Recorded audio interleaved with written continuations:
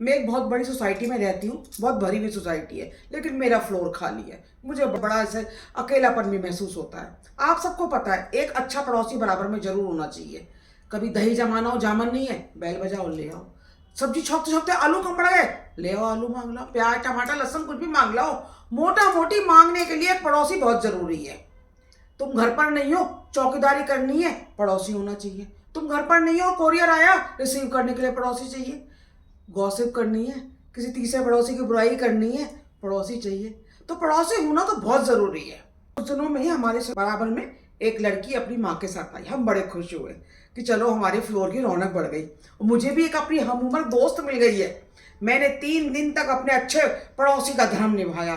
चाय नाश्ता खाना पीना अच्छे से खिलाया, दिल से उनकी आवभगत की। तो बिटिया की माँ ने कहा कि मैं तो इसकी नौकरी लगी नहीं नहीं तो उसको यहाँ सेट करने आई हूँ, मैं चली जाऊंगी। बड़ा वज्रघात लगा। अभी तो हमने उसको दोस्त भी नहीं बनाया था, उसने जाने का नाम ले लिया। जाते जाते यूं और कह गई, इस बिटिया के लिए लड़का आपको ही देखना है, अब आपकी बिटिया। हमें बड़ा अच्छा लगा। हमारे कंधे फक्र से चौड़े भी हो गए, दूसरे पर जिम्मेदारी झुक भी गए, क्योंकि हमें ही इसकी शादी करनी थी। अब अपनी 2 बिटिया के बाद लगा तीसरी बेटी और आ गई है, हमारी तो जिम्मेदारी बढ़ गई है। हमने अपने दिमाग के घोड़े दौड़ाने शुरू किए कि बिटिया के लिए लड़का कहाँ से ढूंढे। हमें बिलासपुर वाली चिछानी जी याद आई।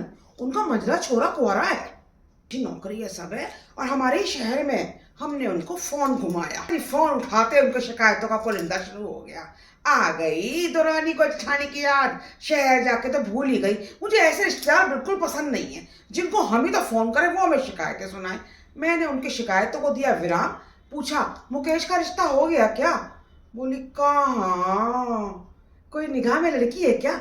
मुझे फोन के आर पार उनकी चौड़ी होती आंखें दिख रही थी। मैंने कहा, हाँ अभी पड़ोस में कोई बिटिया आई है, बहुत सुंदर है, अच्छा पैकेज है और कंपनी भी अच्छी है। बताओ कब आना देखने, मैं आ जाऊं? मैं कहा, ना ना अभी रुको रुको, इतनी जल्दबाजी मत दिखाओ, अभी लड़का लड़की मिलेंगे फिर देखते हैं क्या बात बनती है। अब तो वो अलग ही हो गई थी। अच्छा फोटो तो भेजो।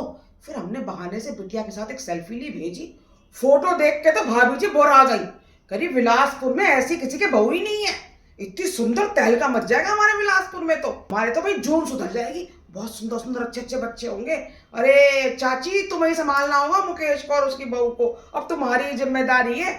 मुझे तो ऐसा लग रहा था कि मैं इन दोनों की शादी नहीं कराऊंगी तो ये दोनों कुंवारे रह जाएंगे। पति क्या क्या सपने देखने लगी थी मैं। पर हमारे इनको बहुत बुरा लग रहा था। बेगानी शादी में अब्दुल्ला दीवाना हो रहा है, अच्छा नहीं है। अरे इनको कौन समझाए, अपने की शादी में ही तो मैं कर रही हूँ सब कुछ। जब स्टेज पे जाके चाचा चाची को 11-11 हज़ार की मिलनी मिलेगी, मुझे 5 साड़ी तो देंगी भाभी जी कम से कम।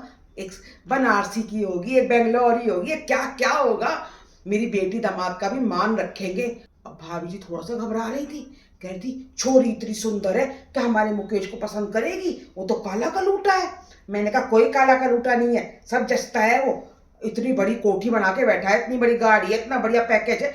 आज की डेट में लड़के में कोई ऐब नहीं है, खाता पीता नहीं है, कैसे पसंद नहीं करेगी? जरूर पसंद करेगी। भाभी जी को बड़ी तसल्ली हो रही थी। उनको लग रहा था अब तो चाची ही कराएगी भतीजे की शादी।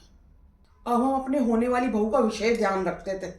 वो भी मैं पूरा सम्मान देखती थी, जाते हुए बाय बाय करती थी। अपने घर की चाबी हमें देके जाती थी कि कुक आएगी तो उसको दे देना। कुक को हमारी हिदायतों के बिना हमारी बहू का खाना नहीं बनाने देती थी मैं। पूछती थी क्या बना रही है, क्या डालेगी, कुछ कम है, अदरक प्याज टमाटर सब लेके जा। दाल की कटोरी रख के आती थी। कहीं भी बेचारी एक सब्जी से कैसे खाएगी। मेथी के परांठे, बथुए का रायता, विशेष ध्यान रखती थी मैं। अब मुझे उस पर इतना अपनापन, इतना प्यार लगता था ना कि हमें एक आध दिन में बस अब सोचती इसकी माँ से बात कर ही लूँ। शनिवार को सवेरे मेरे पास आई, आंटी जी आज ना मैं सहेलियों के साथ गेट टुगेदर है, वहाँ जा रही हूँ। हाँ बेटा, पूरे हफ्ते इतनी मेहनत करते हो, एक दिन तो तुम्हारे को भी ब्रेक चाहिए। जाओ जाओ, देर रात तक आ जाऊंगी मैं, जाओ बेटा। हमने देर रात तक इंतजार किया, हमारी आंख लग गई, हम सो गए। आपको पता ही है आजकल फ्लैटों की दीवारें होती कितनी चौड़ी हैं, बड़ी अजीब अजीब आवाज आई। हम एकदम आंखें हमारी खुल गई। हमने देखा ये खराटे ले रहे हैं, दीवार पार से आवाज आई, मैं कान लगाया, अरे ये तो बड़ी अजीब आवाज है। हमें तो बड़ी शर्म सी आई, हमें अपनी जवानी भी याद आई। कुछ, अरे हमारी बहू से कुछ जबरदस्ती तो नहीं हो रही? पर ये जबरदस्ती वाली आवाजें तो नहीं है। ना ना, हमारी बहू तो बड़ी सती सावित्री है, कोई सहेली है जो चाबी लेके यहाँ आ गई है। मन तो करा अभी दरवाजा खोल दे, अपना घुस जाए बेडरूम में और सारा हाल बहू को फोन पे बताएं कि देख क्या हो रहा है। पर क्या करे, पति का डर भी था। नींद तो नहीं आई, बड़ी मुश्किल से रात काटी। सवेरे उठते बैल बजा दी, भागा भागा लड़का आया, बाल बिखरे हुए, ऊपर बनियान नहीं, हाँ नीचे हमारी जयपुरी प्रिंट की बहू की स्कर्ट पहने हुआ था। हमने उस लड़के को बड़ी अजीब निगाहों से देखा। अंदर से आवाज आई, बेबी कौन है? बोला कोई आंटी जी। हमारी होने वाली बहू हमारे सपनों पे प्रहार करती हुई बाहर निकली। थी तो पूरे कपड़ों में, पर नीचे निक्कर बरमूडा लड़कों वाली पहन रखी थी।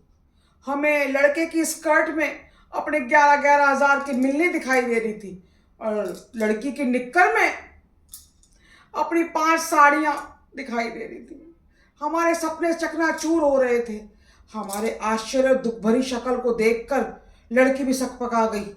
बोली आंटी जी ये मेरा कज़न है, यहाँ इंटरव्यू देने आया है। मैंने मन ही मन कहा मुझे भी पता है ये कौन सा इंटरव्यू देने आया है।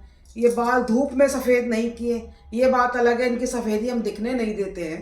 3 दिन तक तो हमने बहुत शौक मनाया। चौथे दिन हिम्मत करके जेठानी को फ़ोन घुमाया कि लड़की विदेश जा रही है, उसकी वहाँ नौकरी लग गई है।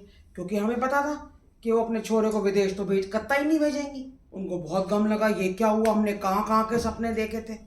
अरे हमने मन में कहा तुमसे ज़्यादा गम तो हमें लगा। इस तरह अपना पिंड छुड़ाया, फ़ोन काटा।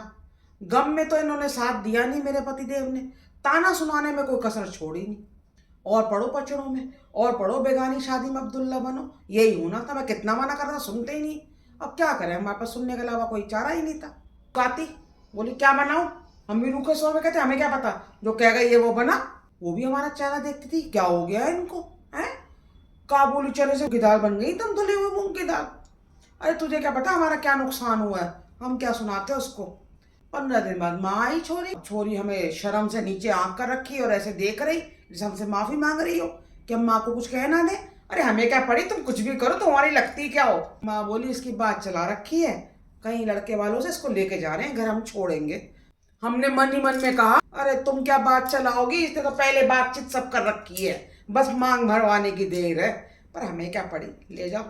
हमारे तो बहुत जान छूटी। हमने फटाफट मकान मालिक जो विदेश बैठा उसे फ़ोन घुमाया कि अब के कोई किराएदार ढूंढो तो फैमिली वाला ढूंढना, हमारे हाथ में थोड़ी है, जो प्रॉपर्टी डीलर ढूंढेगा वो ही आएगा। अगर आपकी निगाहों में तो आप बता दो, हम रख लेंगे। मैं नहीं पढ़ूंगी अब किस पचड़ों में। कुछ दिनों बाद एक लड़का शिफ्ट हुआ। क्या लड़की ने तो क्या गुल खिलाए थे, ये तो पत्नी क्या क्या गुल खिलाएगा। सवेरे 5 बजे पूजा पाठ मंत्रों की आवाज़। हमने कहा वाह, हम कहा जरूर इसके माँ बाप आए हुए होंगे तभी इतनी पूजा पाठ हो रही घर में। सवेरे प्रसाद देने आया, कह रहा आज पूर्णिमा है। मैंने कहा अच्छा आज पूर्णिमा है, मैं तो ये याद नहीं। मैंने कहा बेटा पेरेंट्स आए हुए होंगे। बोले नहीं। मैंने कहा इतनी पूजा आप रोज़ करते हो? बोले हाँ आंटी तो कम है, हम सवेरे शाम रोज टाइम पूजा करता हूँ और शनिवार इतवार ज़्यादा करता हूँ। वाह, हम सीनियर सिटीजन होते हुए इतनी पूजा नहीं करते। हमें तो गिल्ट भावना महसूस होने लगी दोनों को।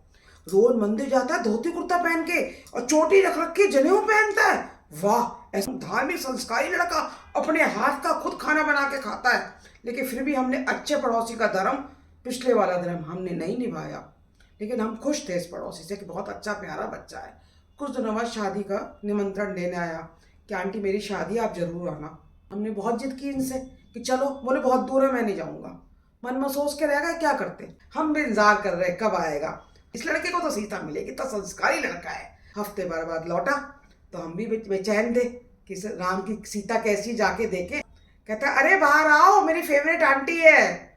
अपनी नाइटी को संभालते संभालते मेरी पुरानी पड़ोसन, हाँ वही लड़की आई, मेरे पैरों को नीचे जमीन निकल गई। अरे ये राम को सीता नहीं सुपर्ण कहाँ से मिल गई।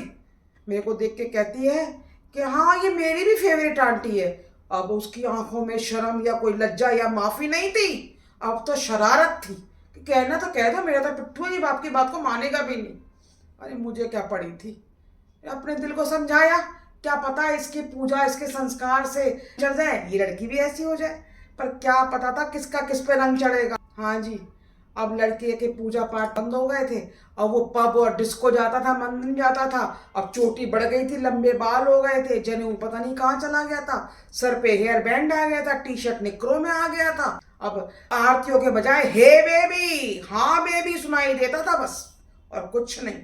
आप भी बताना आपके पड़ोसी कैसे हैं, कमेंट में जरूर बताना।